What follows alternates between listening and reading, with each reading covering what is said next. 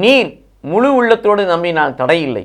இதை இயேசு கிறிஸ்துவுக்குள் பிரியமான என் சகோதர சகோதரிகளே, இந்த நிமிட நட்சத்திற்கு இயேசுவின் நாமத்தில் நான் உங்களை அன்போடு அழைக்கிறேன். நீ முழு உள்ளத்தோடு நம்பினால் தடையில்லை. வாழ்வு பெறுவதற்கு, வல்லமை பெறுவதற்கு, ஆசையை பெறுவதற்கு, நிறைவை பெறுவதற்கு, மன்னிப்பை பெறுவதற்கு, மகிமையை பெறுவதற்கு, நீங்களும் நாடு வேண்டுவதற்கு, விரும்புவதற்கு, மேலாட்டை பெறுவதற்கு தடை இல்லாமல் இருக்க வேண்டும் சொன்னால் அதுக்கு ஒரே ஒரு வழி, என்ன செய்ய வேண்டுமாம்? முழு உள்ளத்தோடு கடவுளை நம்ப வேண்டும். 2 குறிப்பேடு 16ஆம் அதிகாரம் 9 வாசிக்கிறோம். அவனுடைய கண்கள் பூமி எங்கும் உலாவிக் கொண்டிருக்கிறது.